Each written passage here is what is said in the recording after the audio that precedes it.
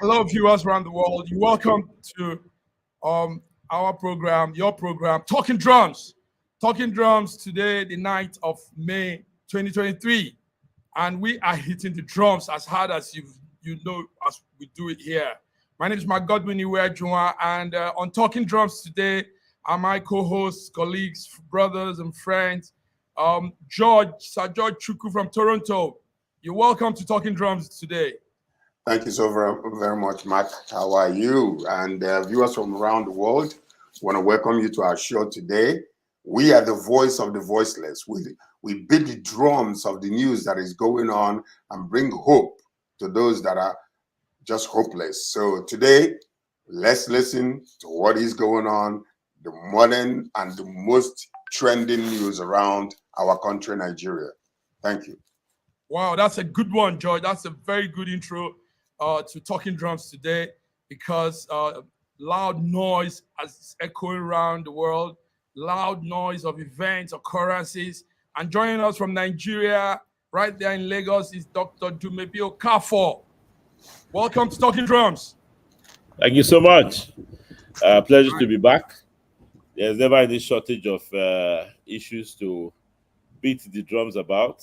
Our country is experiencing, a big, growth curve, political growth curve, and a lot is happening. And it's our pleasure to come back here today and, talk a little bit about this, whatever, the breaking news, whatever it is that the people want to hear about now, currently, and we'll be sharing the issues with the audience in a short while. It's a pleasure to be back to, deal with that.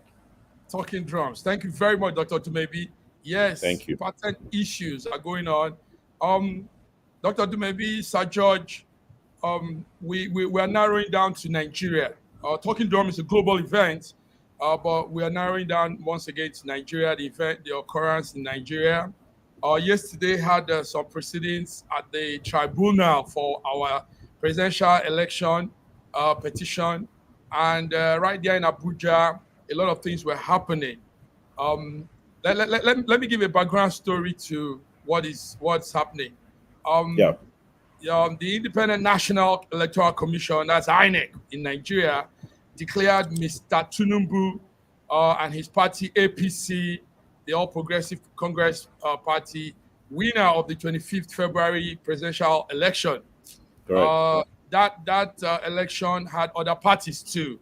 Now, after that election, the winner was announced, but the Labour Party, the PDP, People's Democratic Party, and some other party all said no to the announced winner. Now, it has gone further. They have now taken it to the Tribunal, and the petition includes members of the PDP and the Labour Party, and some other party too. There was this AA, Alliance, Action Alliance, and Action People's Party, APP, and you also have, I think, Allied People's Movements, APM.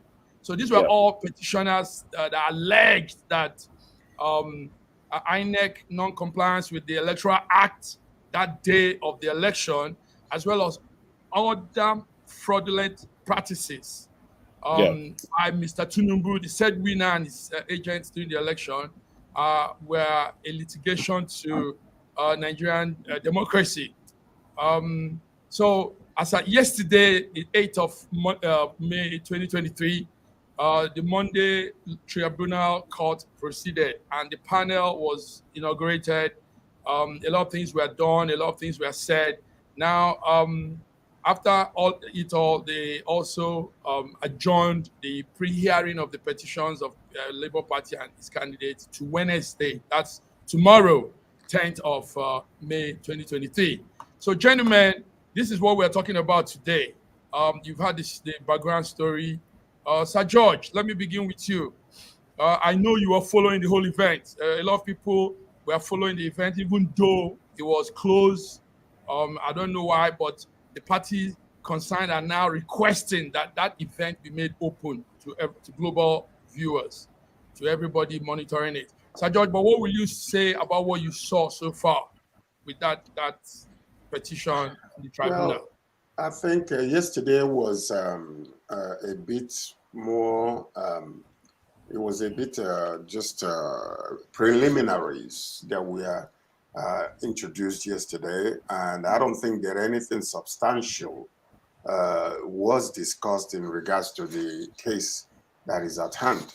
And so basically, the only question that we do have and the public are clamoring for is that that it will be an open court whereby the major news organizations will be allowed to be in there, because that is really the only way people can hear the argument and then be able to determine whether the judiciary is fair, the tribunal is fair in their assertions and whatever judgment they will come to. But so far, from all we have been hearing, they say that it might not happen. And the question is, why not? This is 2023. Other cases have been heard, and it's not like this is the first time that it's been, done in Nigeria. So if everything ought to be transparent, and then there is no mago that is going to go on, let us all hear it. Because this case is concerning the whole Nigerians and disenfranchisement of a group of people who voted and their votes they believed was not counted. So I believe that that should be the case here, that the judicial department, the tribunal, should make a decision to let the world see how they're making the decisions and what they're going to come up with as their final verdict, as in the case.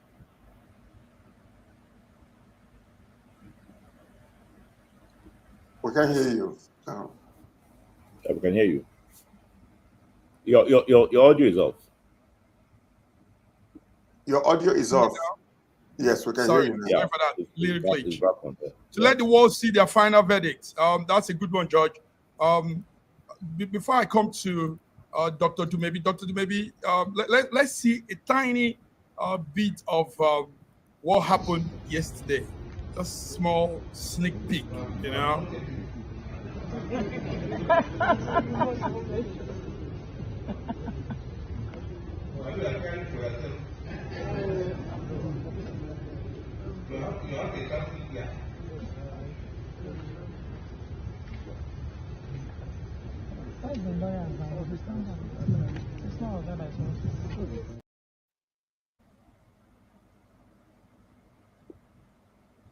Anyway, what you just saw, Dr. Dumebi, the Labour Party presidential candidate, Mr. Peter Obi, represented himself.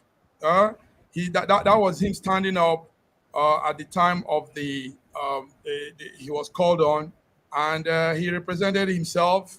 He also had to introduce himself. Now, there were timeline to what was happening yesterday too. At a point, another man called one of the governor, Mr. Lalong, said he was representing Tinubu of APC, but he was declined. They told him no, he can't. That Tinubu had to be there, had to be present there. So the court called on Peter Obi's petition challenging Mr. Tinubu's victory. Dr. Dumebi, what's your take on this with what you saw yesterday? What's your take? Well, like Sir George rightly said, this is, first day yet. It's still early. And the default position we have on Talking Drum is to catch the issues as they emerge.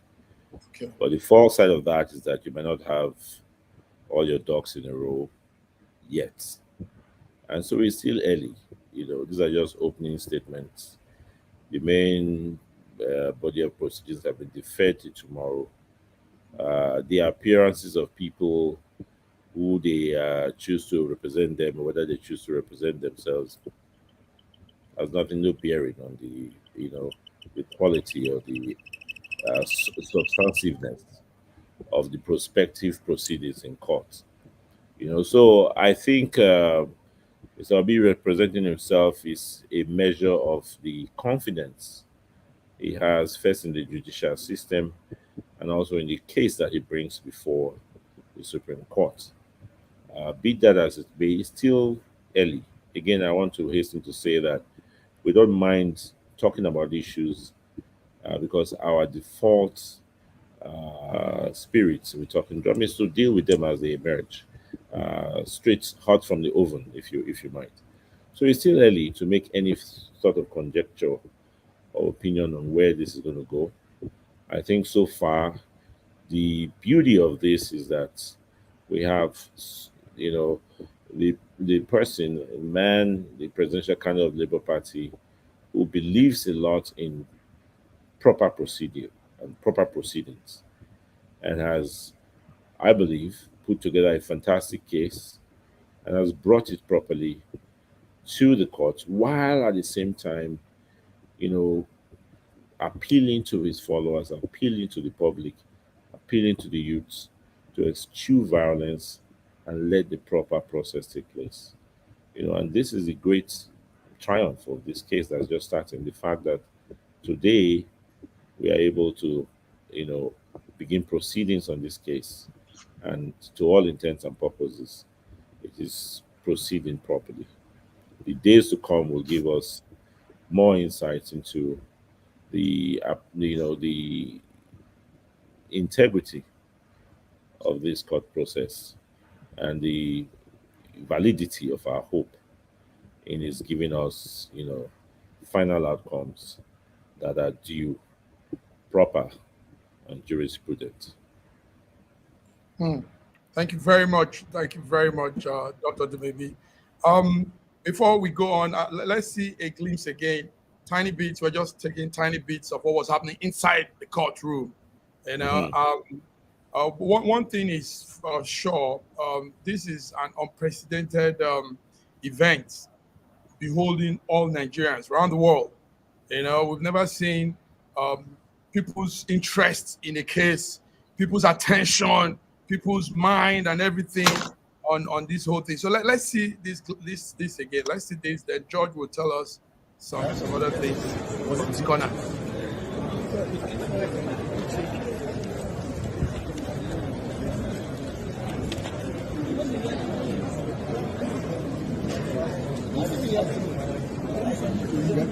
I know for him that way is a very good example.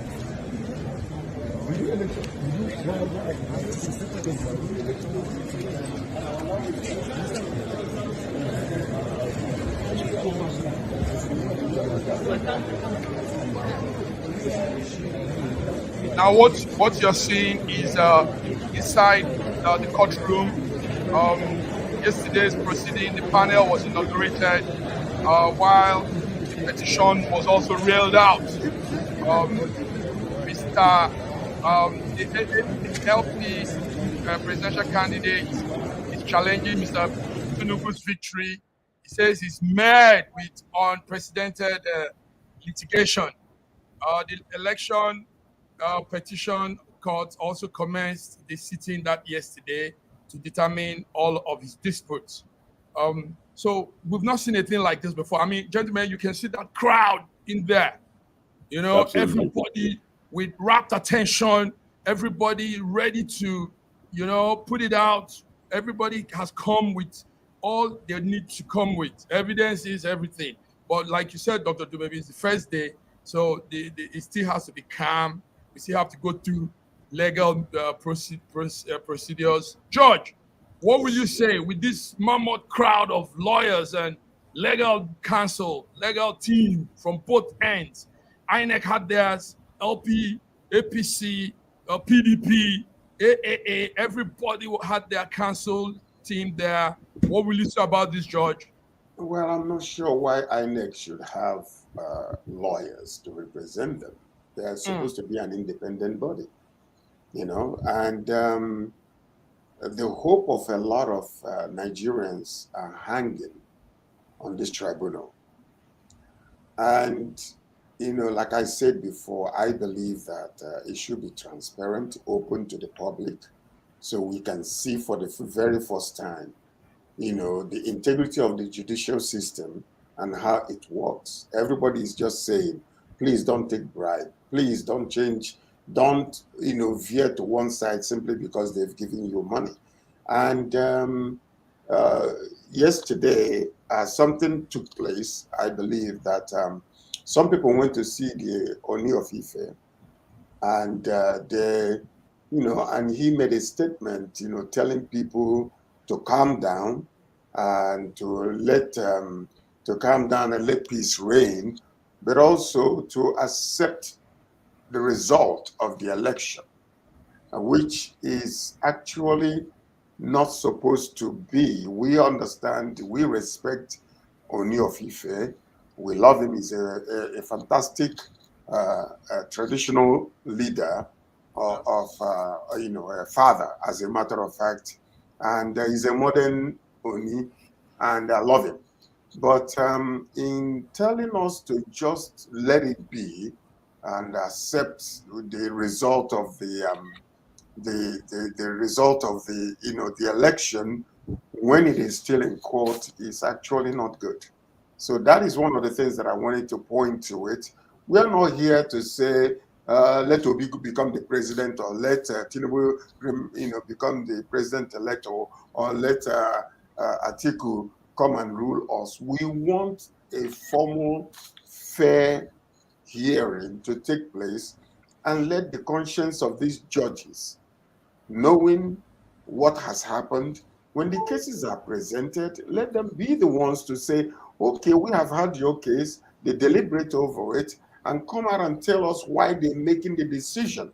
Because one of the things that we have come to accept in Nigeria, which is very wrong, is the executive branch of the government has become a god to themselves. And then all of a sudden, the tribunal now are people who are supposed to be making a decision on this. They are still accountable to the people, to the Nigerians, to the citizenry. Because, this is one place that we have come to in our country where a governor will come and become a mini god, a mini deity. And then there are no accountability to the decisions being made. So here we are for the very first time in our country, where we are looking to this tribunal to make a fair judgment, hear the cases, and then make a determination based upon their own conscience and what the law stipulates that they should do, because the case should be before them. So this is what we are praying for, and praying that they will do the right thing, whatever that is in the eyes of the law.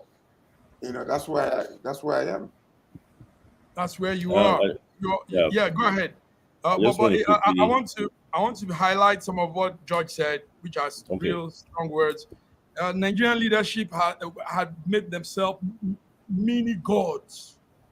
And that's not what leadership is about. Leadership is not about people gallivanting and making themselves mini gods. Is that not so, Dr. Dumebi?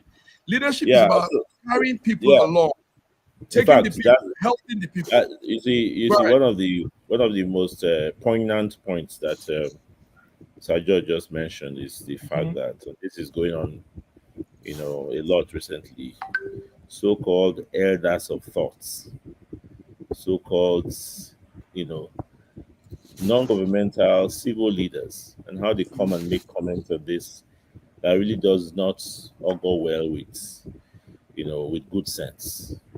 They say, oh, we should let the election take its place. People are congratulating the presidential elects. Pastors are saying, giving him advice on how to rule. It is sad, but this is the fact of the matter. This is the egg that comes after the chicken of extremely poor governance in this country since independence. And that's what we are saying now. A situation where there are supposed to be a clear separation between the three arms of government, the judiciary, the legislature, and the executive. But the executive now is the one, holding the yam and the knife, as we say. Yeah. And everybody is now forced to kowtow to them and subvert and pervert the proper arrangement, the check and balances that are supposed to be, in the structures of government. And this is where we are today. So when people when people like Sir George quoted the Onion Fair saying what they say, it is because they have become used to a system that does not work well. And they fail to see, because they are mortals. It doesn't matter what your title is. I don't care. You are not more than just a human being who is under the hammer of the state. I said this before last week. Mhm.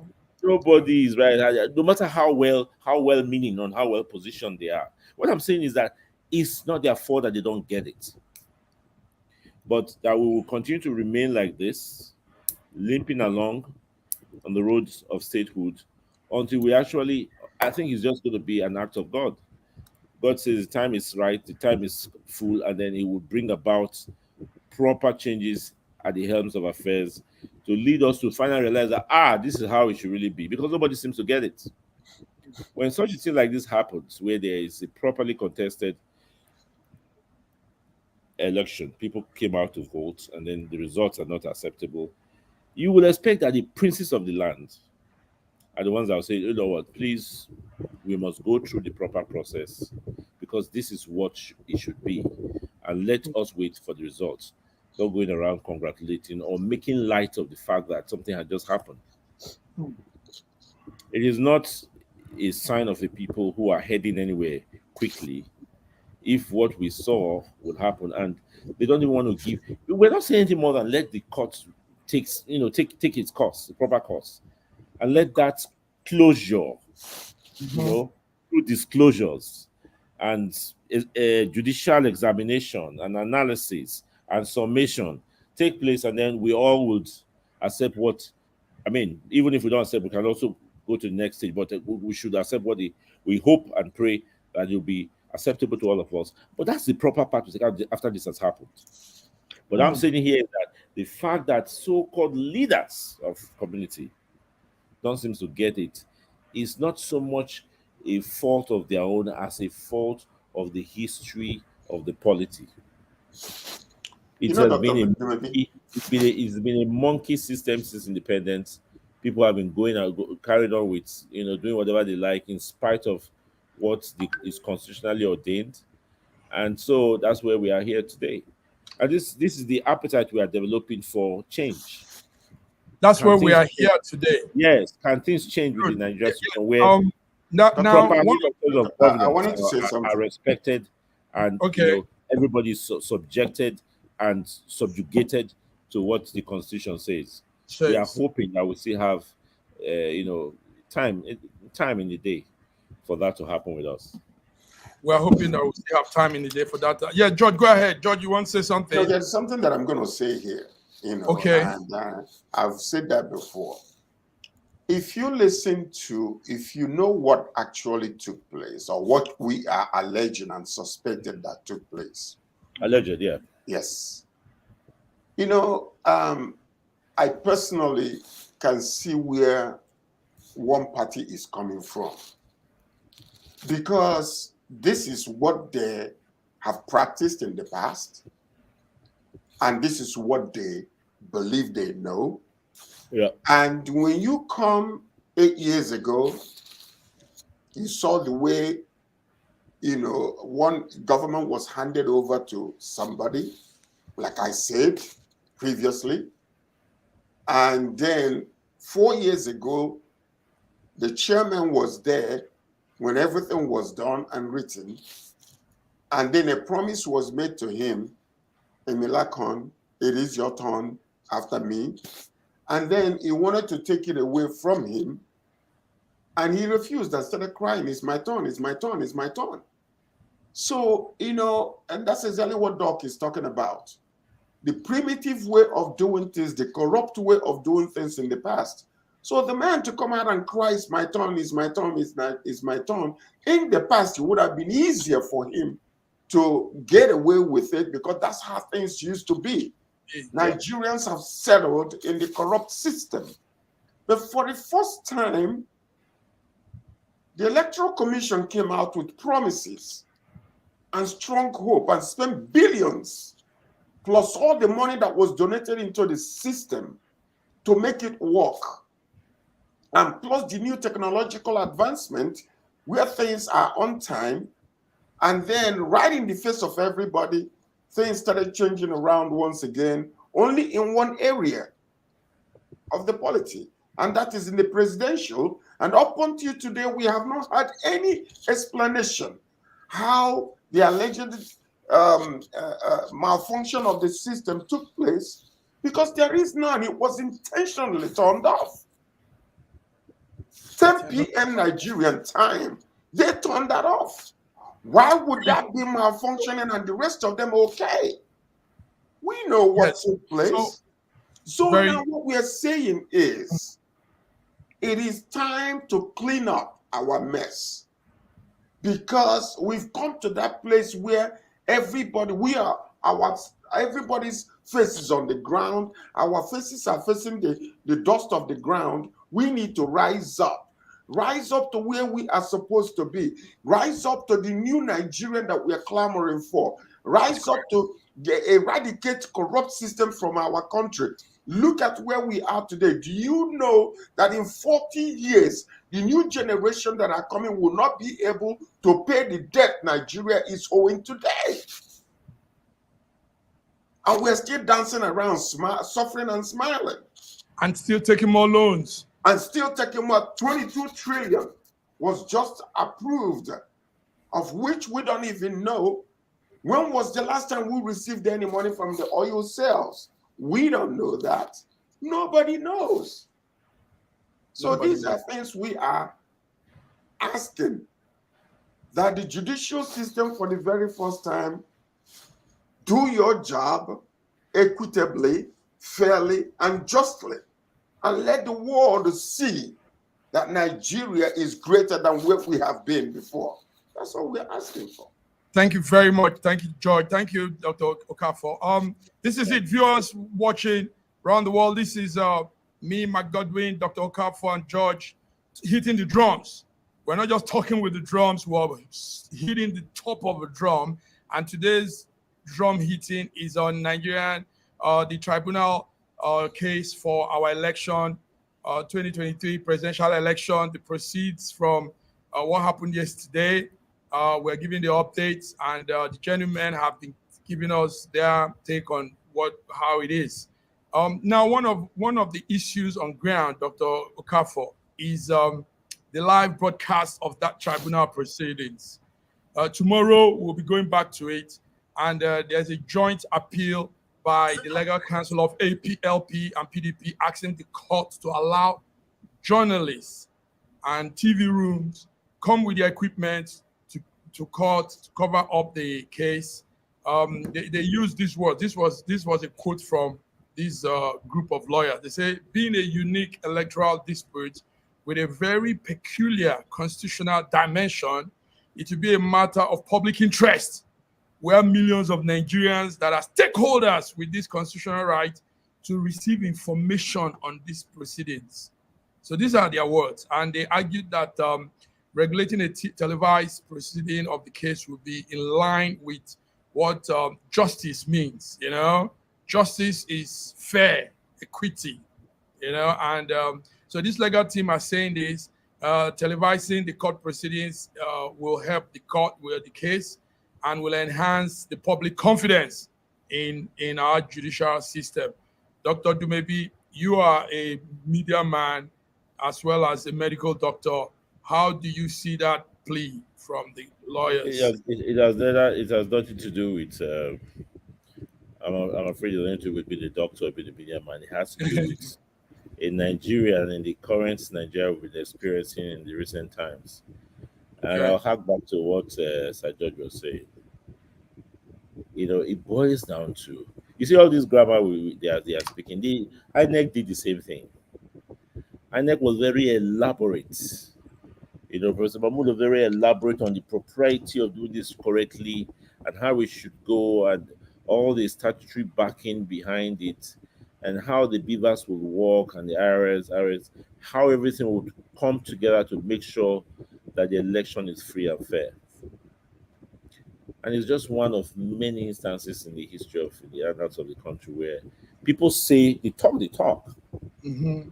but they turn around and quickly survive. So this is nothing. So we hope that it's all hope, and leaning on God. That at the end of the day, in spite of all the finery of speech, there will be enough of them in that space to do the right thing, to ensure that, you know, probity and prudence rules the proceedings, and, you know, allows for a semblance of, you know, proper judgment on this case. As we have alluded to, under we said allegedly, a lot of things went very wrong with this, but that's why you have the court proceedings. You bring the evidences, they examine them, and they weigh them on the legal scales and say, okay, this wasn't kosher, this wasn't right. And if we get to the point in our maturation as a people where our judicial system can actually look the evidence in the eye, think about the grammar they are speaking. You know, we have seen this before. People say everything, and, you know, they talk very well. The talk is good. But eventually, when they want to, they turn around and it's a perversion of process. So let's hope they will look the evidence in the eye and do the right thing and get us. I like the phrase, look the evidence in the eye. Yeah. That's a good phrase. George, look the evidence in the eye. How do they look the evidence in the eye? There's so much to look if they have to look. Go ahead. I just want to remind the tribunal, whoever you are, we do respect your authority, we do respect your positions, but I want to remind you that you are accountable to the people.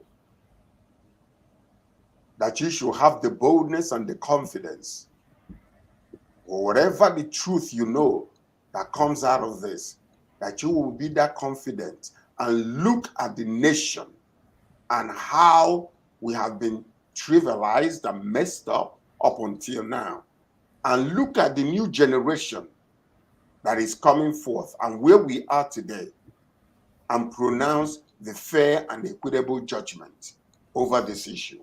You must be bold. You must have the ball to come out and tell the truth and let the truth stand the test of time as it has been. That's all I can say. Thank you. Thank you very much. Gentlemen, we try to be very brief, but with all effectiveness, you know, put out strong words. And that's what Talking Drum is all about. Dr. Dumebi, thank you for coming up this day. Sir George, thank you for coming up. We've had quite some number of viewers too. Want to thank the viewers for coming. So this is it. Talking Drum today, Tuesday night of May 2023, a day to the Wednesday. We'll be going for the second round of the court tribunal case on our presidential election petition. And we'll be following up again. Join us as we bring up new updates. And thank you very much for tuning in. Dr. Dumebi, you have any last words? You have anything you want to say? George just wrapped up there now. No, I mean, that's it. We pray that the powers that be, the powers that play, you know, understand their responsibilities and their duty to the Nigerian people, but also that they are, you know, and this I think is far more important, that they are, you know, under the scales of God Himself, you know, and they'll be judged for this, you know. People don't. If we are miserable as a country today, it is the burden of, you know, guilt that we seems to incur every day just by being Nigerians living in a depressed polity. You know, I call it the disgrace trap. You know, you fall from grace and you keep struggling within that fall to survive, and you do things that will keep you more trapped in disgrace, and then you just end wrath.